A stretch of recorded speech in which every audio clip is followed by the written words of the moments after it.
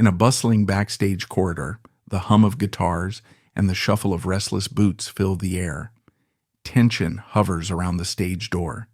Then you see her, Reba McEntire, with an unmistakable twinkle in her eye and an energy that seems to have come straight off the Oklahoma plains where she was raised. Her voice, that legendary country timbre, a bit of twang, a touch of soul, and a whole lot of heart, has been capturing audiences since the mid-1970s. At first glance, you might think her journey was a straight shot to stardom. But if you listen carefully, you'll find a story of grit, heartbreak, boundless ambition, personal tragedy, and triumphant returns that have shaped one of the most iconic careers in country music and beyond. Reba Nell McEntire was born on March 28, 1955, in the town of McAlester, Oklahoma. She was the third of 4 children, destined to inherit a spirit of tenacity from her father and a creative spark from her mother. Her father, Clark Vincent McEntire, was no ordinary rancher. He was a champion steer roper, a cowboy whose grit and determination had earned him national trophies and the wide respect of the rodeo community. Her mother, Jacqueline Jackie Smith McEntire, carried the seeds of dreams only partially fulfilled. Before marrying Clark, Jackie had aspired to become a country singer, but life's practical demands guided her toward teaching instead. Still, the flames of music burned brightly in Jackie's heart, and she would pass that love along to her children, creating the foundation for the remarkable journey Reba would one day undertake. Reba's early childhood unfolded on an 8,000-acre cattle ranch in the small community of Chalky, Oklahoma. Life on the ranch was demanding but also profoundly immersive, with every sunrise signaling a new day of chores, horseback riding, and the dust-tinged joys of wide-open living. From the time she could sit up straight in a saddle, Reba was on a horse, guiding it through barrel racing patterns or helping herd cattle across the land. She learned how to read the temperament of a restless steer, how to navigate the swirling chaos of a rodeo crowd, and how to persevere in the face of unpredictable animals, and even more unpredictable weather. But the ranch was more than just a center for work. It was also the cradle of family bonding.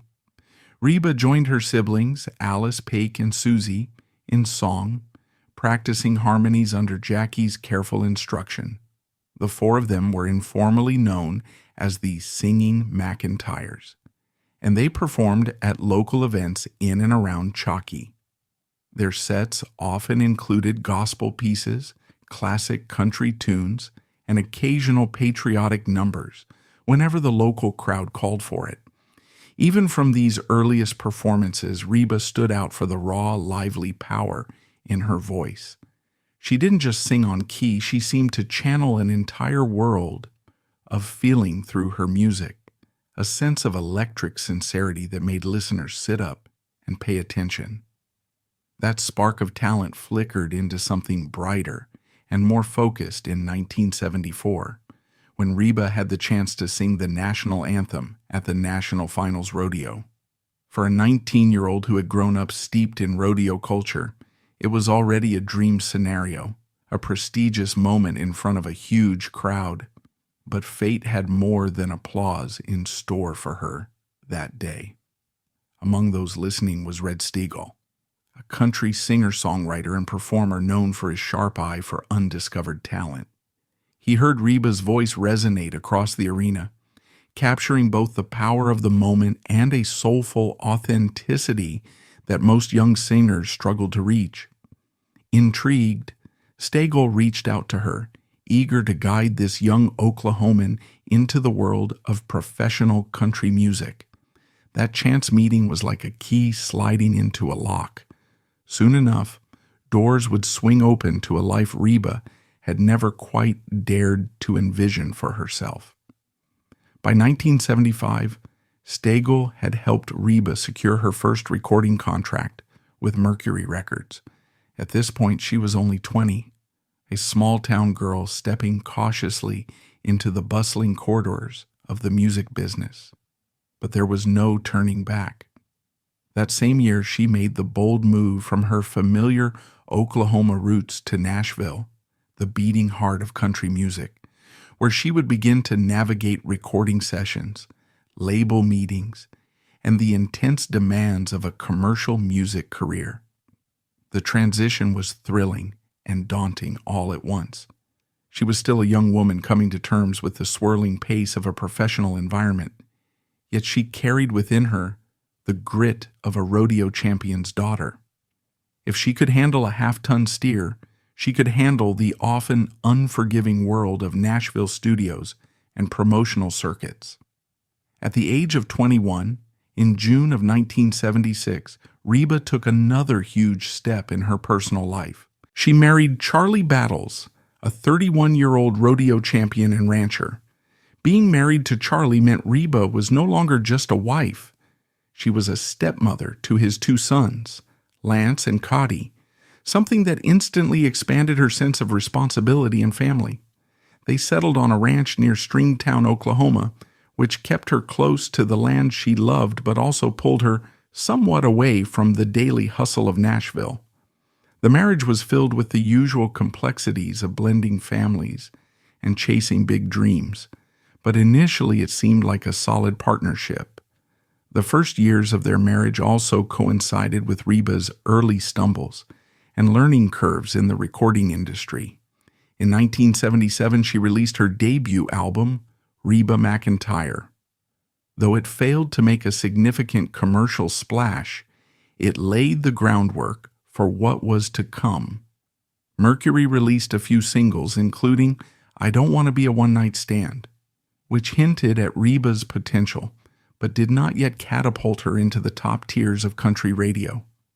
Still, she was tenacious, working steadily on her vocal technique and stage presence, figuring out how to translate her heartfelt storytelling into a more polished format that resonated with broader audiences.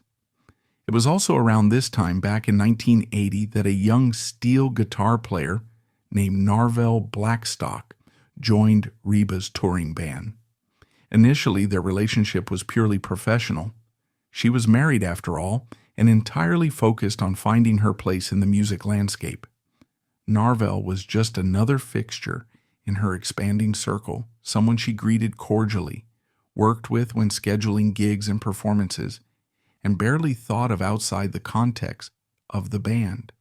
Little did either of them know that fate had plans to weave their paths far more closely in the years ahead.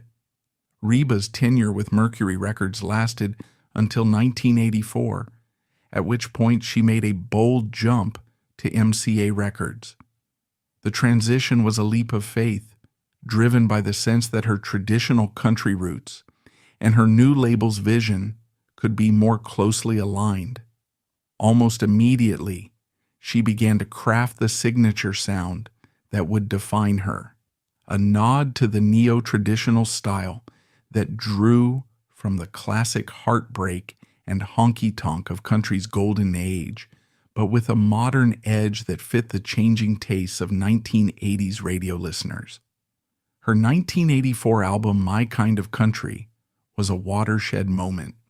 The record included two numbers, one hits on the country charts, How Blue and Somebody Should Leave.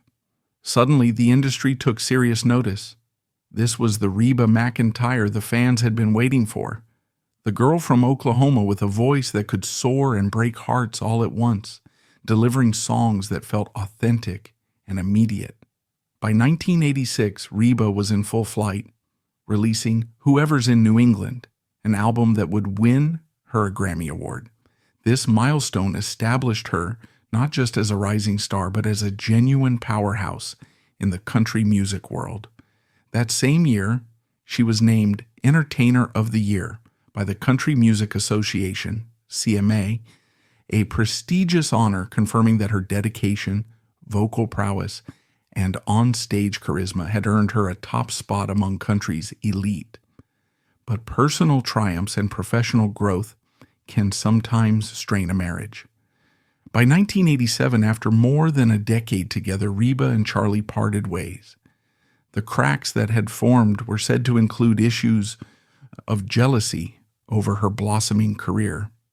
Charlie, who was once the more famous rodeo personality in the relationship, now found himself in the shadow of Reba's skyrocketing fame. In an environment already brimming with the challenges of marriage, that disparity proved too difficult to overcome. Their divorce was finalized that year, bringing to a close 11 years of marriage. Into that emotional void stepped an unexpected confidant. Narvel Blackstock, who had remained a fixture in her band, became a source of support. After her divorce, their camaraderie and friendship began transforming into something more intimate. By June 3, 1989, they had sealed their bond in a private ceremony on a boat floating upon the waters of Lake Tahoe, a serene and romantic setting that was the polar opposite of the dusty ranchlands where Reba had grown up. Marriage to Narvel also meant that Reba became a stepmother again, this time to Narvel's 3 children from his previous marriage, Shauna, Chastity, and Brandon. In addition, the couple went into business together, co-founding Starstruck Entertainment, a management and production company designed to support Reba's career and eventually other artists too. It was a professional and personal partnership that seemed to represent a new era of stability and ambition in her life. On February 23, 1990, Reba and Narvel welcomed a son of their own, Shelby Stephen McEntire Blackstock. From an early age, Shelby exhibited a passion for speed and competition, not on horseback, but behind the wheel of a race car. He would go on to become a professional race car driver, much to Reba's excitement and pride. The same energy that had once driven Reba to push boundaries in the rodeo arena and the music industry was now present in Shelby's single-minded pursuit of the finish line. Despite the demands of motherhood, Reba's music career was not just maintained, it soared to even greater heights. Her studio work, tour schedules, and public appearances expanded rapidly, but in the midst of those career highs came one of the darkest days of her life. On March 16, 1991, tragedy struck when a small plane carrying 7 members of Reba's touring band and her road manager crashed near San Diego, killing everyone on board. Reba herself had stayed behind at the hotel, sidelined by a bout of bronchitis, and was not on that flight. The loss was a staggering blow. The people on that plane were not just fellow musicians, they were close friends, creative collaborators, an integral part of the unique musical family she had built on the road. Grief consumed her. Yet in typical fashion, Reba poured that heartbreak into her art. Later that same year, she released the album For My Broken Heart, dedicated to the memory of those she lost. The record was a commercial success, resonating with fans who could hear the threads of sorrow, love, and resilience woven through every track. It remains one of the defining works of her career, a testament to her ability to transmute personal tragedy into powerful music that speaks universally. Despite the heartbreak, the early 1990s also opened up new creative avenues for Reba. She began dabbling in acting, first landing a memorable role in the 1990 cult classic film Tremors, where she played a tough, outspoken survivalist fending off subterranean monsters. The role was unexpected, yet perfectly suited to her no-nonsense personality. Audiences were pleasantly surprised to see their favorite country star wielding a shotgun and delivering feisty one-liners. Reba enjoyed the challenge so much that she continued to pursue additional acting opportunities. She appeared in The Little Rascals in 1994, and she took on a television role in Annie Oakley in 1995, further showcasing a flair for on-screen storytelling that mirrored her gift for connecting through song. Meanwhile, Her music continued to dominate the airwaves. Albums like Rumor Has It in 1990 and For My Broken Heart in 1991 solidified her status as a chart-topping mainstay. She explored complex emotional territory with hits like Does He Love You in 1993, a dramatic duet that climbed to number one, won on the country charts and garnered plenty of airplay. Critics praised her for continually finding fresh angles on universal themes of love, heartbreak, and empowerment. Fans sensed that behind the glossy production and expertly penned lyrics was a woman who had lived enough real life to infuse every note with authenticity. As the mid-90s rolled into the early 2000s, Reba began to eye another stage, Broadway. In 2001, she starred as Annie Oakley in the revival of the classic musical Annie Get Your Gun. Critics lauded her performance as both radiant and genuine, praising the way her down-home charm and powerhouse vocals gave new life to the iconic sharpshooter. That same year, she made a bold move into television comedy with the sitcom Reba, which ran from 2001 to 2007. Centered around a single mother dealing with the eccentricities of her dysfunctional but loving family. The show was a ratings success and secured a Golden Globe nomination for Reba's performance. This chapter of her career showcased her comedic timing and natural warmth, allowing her to connect with fans who might not even have been country music aficionados. Recognition for her decades-long contributions to the genre arrived in 2011 when she was inducted into the Country Music Hall of Fame. For many artists, that might have been a cue to slow down, reflect, and enjoy a well-deserved legacy status. But Reba kept looking for the next frontier. In 2012 and 2013, she tried her hand at another sitcom, Malibu Country, which focused on a country singer who moves to Malibu after a divorce. Despite its single-season run, it further cemented her ability to reinvent herself for television audiences. The demands of maintaining a presence in music, film, and TV would have exhausted many, but Reba pressed forward, using her unstoppable work ethic to explore fresh opportunities and support her ongoing musical output. In October 2014, life handed Reba a sorrowful moment when her father, Clark McEntire, passed away at the age of 86. Clark had battled declining health for some time. Though it was a painful blow, Reba often spoke publicly about how her father had shaped her resilience and unwavering determination to push through hard times. In her interviews and social media posts, she credited him for instilling a spirit of never giving up, a spirit she would lean on heavily in the changes that lay ahead. Then came a shock that rocked her fan base in 2015. Reba and Narvel announced their divorce after 26 years of marriage. It seemed unthinkable to many, given how entrenched Narvel was in both her professional and personal life. Fans found it difficult to imagine one without the other. Before the ink could even dry on their separation, Narvel began dating Laura Putty Stroud, a friend of the couple. The abruptness of that shift sparked widespread media coverage and speculation, creating a swirl of rumors about the emotional toll it took on Reba. Around the same time, Reba sold her Beverly Hills estate for $22.5 million, signaling a move away from that chapter of her life and setting the stage for yet another reinvention.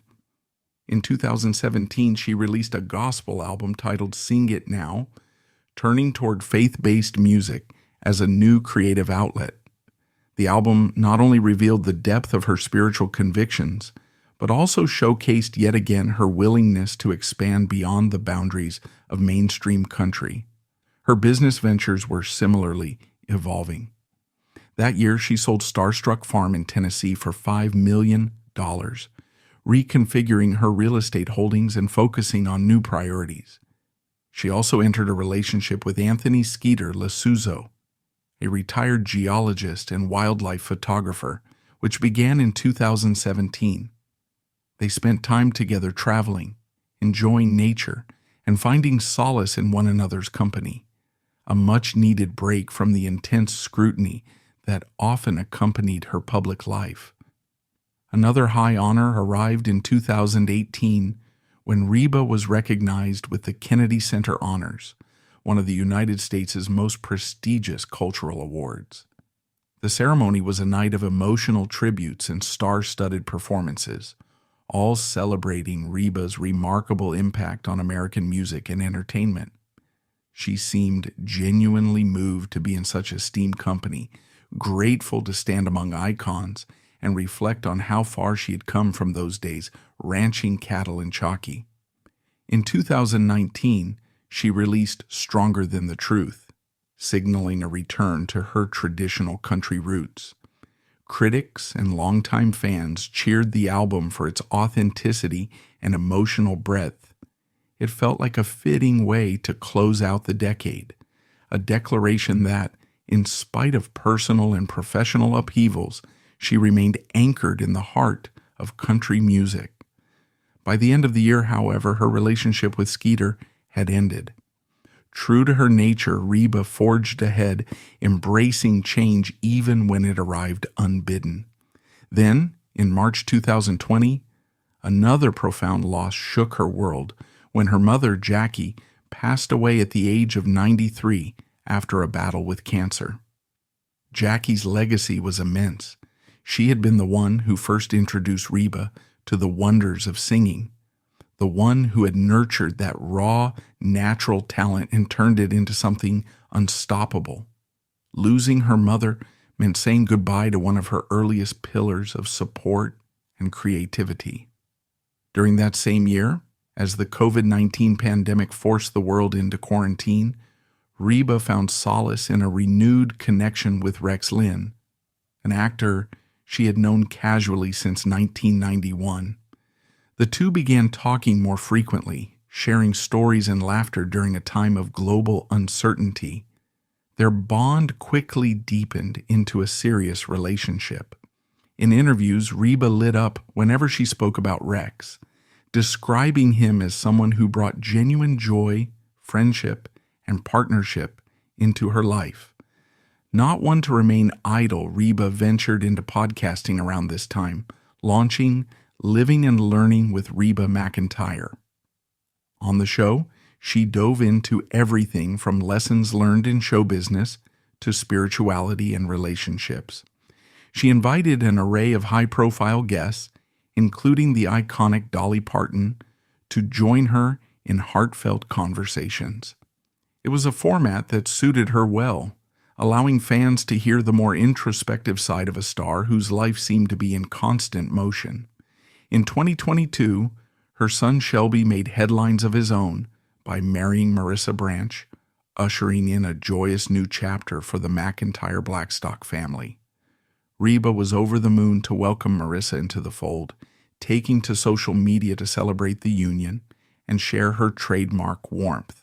For a woman who had juggled more roles than one could count, ranch girl, rising singer, wife, stepmother, superstar, actress, entrepreneur, the moment reflected a poignant sense of continuity, a reminder that family remained at the heart of everything.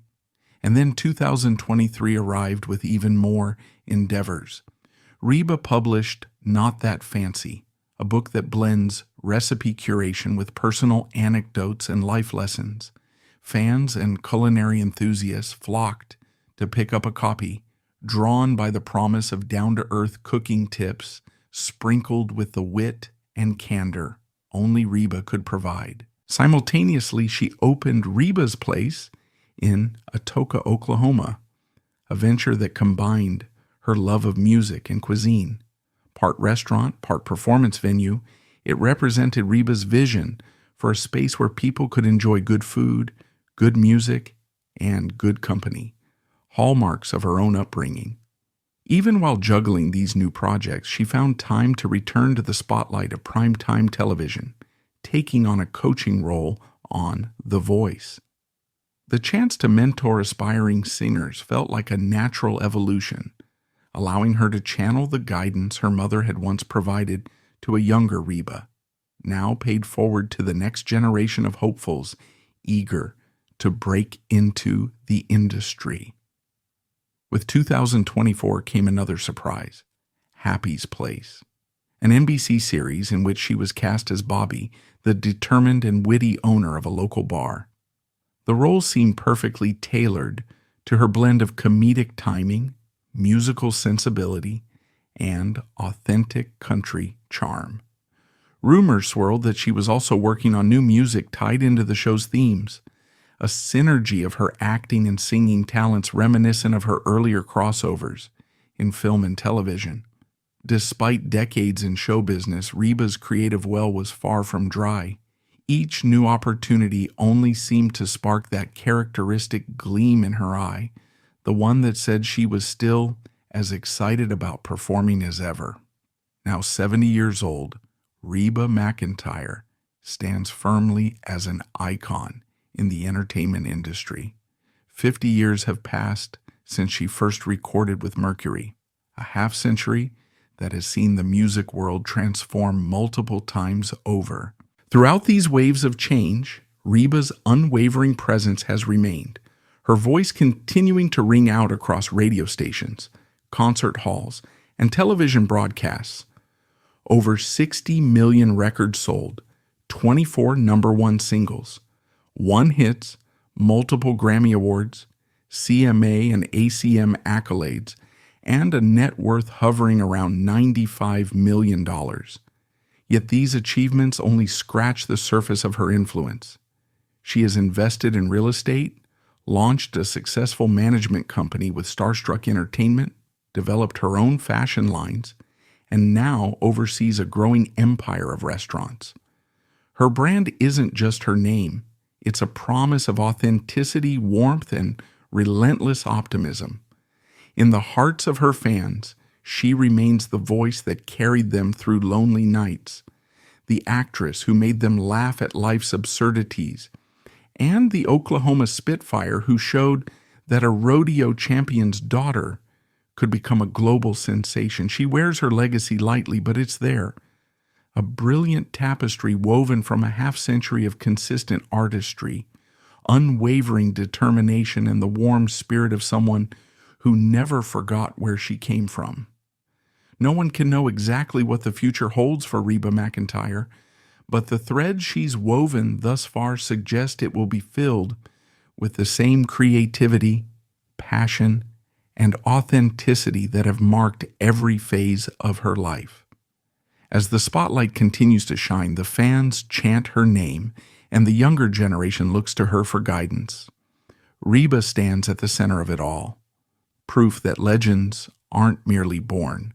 They're shaped by the dusty roads they've walked, the heartbreaks they've endured, the triumphs they've earned, and the steadfast willingness to keep singing their truth to anyone who will listen. And if Reba's remarkable story tells us anything, it's that the world is still listening, perhaps more closely than ever.